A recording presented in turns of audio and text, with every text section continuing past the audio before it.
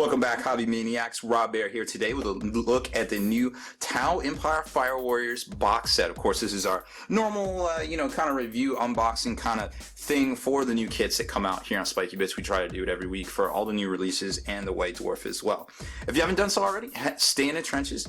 Make sure you subscribe to this YouTube channel. Check out the blog, spikybitsblog.com, and head on over to thelongwar.net. That's the home of the battle reports for exclusive content and early access videos. Become a veteran of the Long War today.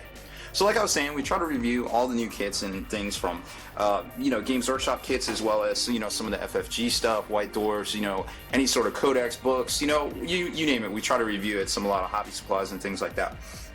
Fire Warriors coming back again. It's been 14 years, 15 years? To September 2011 is the last time we saw, the first time we saw a kit for these guys, and now we got a dual kit here that contains the strike team as well as the breacher kit, which comes with all sorts of different weapons, and now you get the cool R2-D2 or T-Bob or whatever you want to call it from Mask, droid kind of turret emplacement kind of thing there, and a whole bunch of different drones. It's a really cool looking kit. They've done a lot of work with this, obviously come a long way since the old days, but still kept it true with the design philosophy and kind of the overall look and feel to the Fire Warriors themselves. But then you got some new tech and things like that. I guess we're in the the third sphere of Tau expansion. And of course, the hotbed of action is in the Damocles Gulf, where they're kind of running up against, leading elements of the Astartes, from the Raven Guard to, White Scars, and everybody in between, a little Ultramarine action here and there as well. So the kit comes with all the bases you need, the new little mini decal sheet, your turret kind of emplacement thing, and a couple of flight stems for the drones themselves. And then you get into the instruction manual, and now this is a 3-sprue kit, which is really interesting because we hadn't seen that in the past from them. That came in, kind of like a $50 kind of squad kind of box. Everything so far has been pretty much, for the most part, I believe it's been like a 2-sprue kit. So you get a little bit of value here, I feel like. Nothing too crazy or over the top, but still really good value. And we'll go over the sprues here in a second as well, because there's some definite things I want to point out to y'all that are different from the 2001 release that we're all used to. So first off, let's take a quick look at everything. Obviously, you got the new turret emplacement. You can take it with a smart missile system, or you can take it with just a normal missile pod. Then you've got the marker drone, the normal gun drone. You've got the shield drone and a new guardian drone, which gives the whole squad an invulnerable save. Kind of saucy, kind of not saucy. Not exactly sure what to make of it quite yet. So first off, you're going to get one of each set of the legs in here. You don't have to worry about that. You will get one set of each legs. Like I said, they redesigned them, but they're still true to the normal form, although you got the new running leg here that's kind of a two-parter. Kind of goes along with the whole design philosophy and things like that. And then it just kind of goes into it. You can take the pulse rifles, you can take the pulse carbines, just kind of depends on what you want to do. And then the breachers themselves got the pulse blaster, and they all go together very well. You got to make sure you check your arms, because your arms are very specific to each other with what you're doing there. And you got all sorts of little bobs and bits, pistols, you got your photon grenades and things like that, little bonding knives and things. So everybody can have some upgrades now, kind of like akin to the Marines themselves, which is really neat. Then you get to the back, and they give you the rules for both of the kits in here as well, or both variant builds. I guess you can do the Fire Warriors or the Breachers themselves. Now, let's take a closer look at the sprues, which are all bunched up. First off, these are copyright. Had it here a second ago. Thought I did. They are copyright. Well, don't know where it is. There we go, copyright 2014. So these have probably been in production for a hot minute, not too quick, but we did see with the Tau Tidewall that was copyright 2015. So that was kind of interesting that maybe it was just kind of like like an afterthought, or maybe GW doing an option select kind of change to try to get a little bit better roadmap. Maybe that's the next big thing for the next 2 years. First we saw flyers, then we saw big monstrous, gargantuan creatures, knights and wraith knights and all sorts of crazy things, oh my. And now maybe it's going to be terrain. We're hearing that there's going to be some Tyranid terrain coming out with the Tyranid release. Who knows where we're going to go from there. We know they have the technology because we saw it with the Age of Sigmar stuff, and this new Tau Tidewall release, it's going to be 3 different kits individually as well. So the first sprue we're going to take a look at here is the just a normal Fire Warrior sprue. You get all sorts of helmets in here, so you don't have to worry about a shortage of helmets, but you also get bare heads, and some of them are female, some of them are male.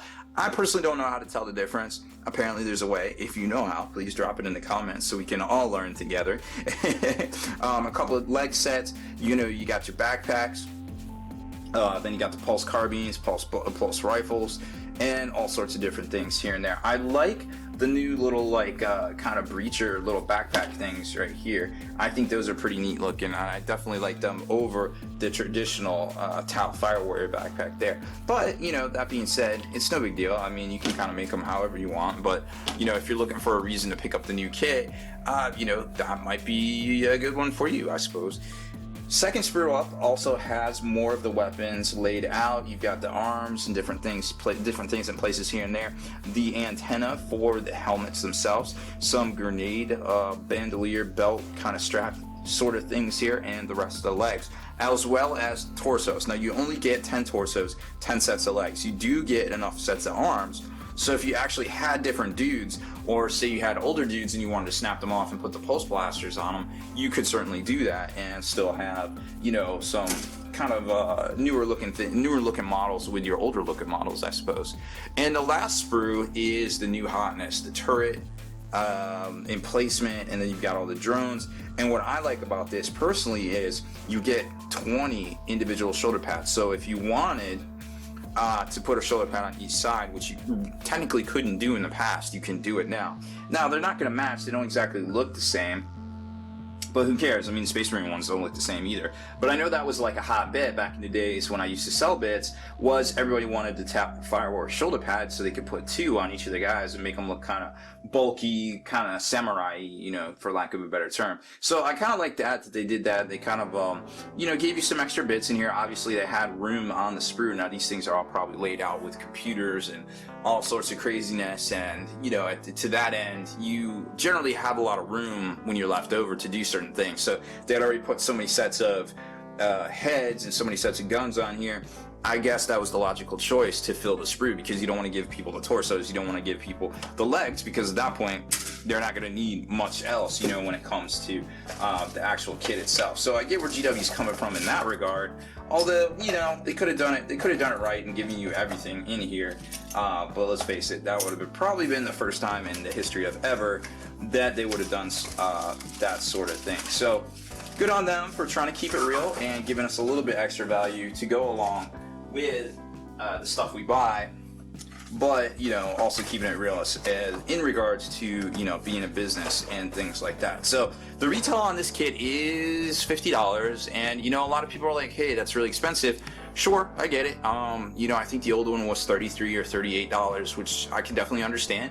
It is a marked increase to the retail price. I definitely understand that, but at the end of the day, you can still find the old Fire Warriors out there. They're definitely out there. You can find them.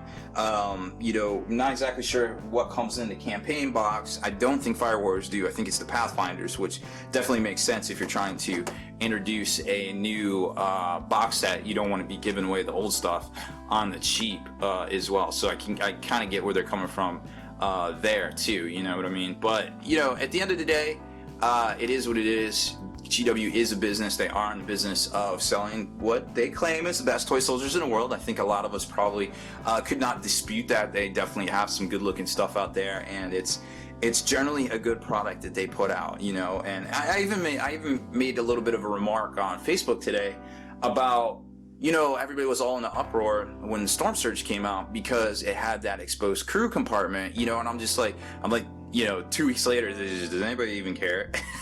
Like, it just seemed like people just, sometimes people just want to bitch about things. And I think, obviously, when it comes to Games Workshop, a lot of people gravitate towards the prices, because it's the easiest thing to do. Your designs and your things. And, now that they're doing the Codex, and it's the actual old one from 6th edition for the most part, and if you buy the campaign book, you don't really have to buy the new Codex. I think that's a solid move on their part, and you really can't really knock them for it, I feel like, because at least they didn't spend time making a inferior product, and the product they are putting out, they were upfront with, hey, if you have this, you don't need to buy the new thing if you're going to buy, you know, the campaign book. So good on them. I definitely see where they could do stuff like that with the Tyranids in the future. Hopefully they just fix chaos, and hopefully they just fix demons. And there is, you know, people are worried about that. There is some precedent that they will just, you know, redo the whole book, because Dark Angels came out around that time and we saw them get a whole new book. So who knows what's in the future, but I definitely imagine that, you know, air quotes, second editions of codexes are definitely in the future now. That the Tau one is going to set that precedent. So that's it for this one, guys. Thanks for watching my unboxing and review of the new Tau Fire Warriors.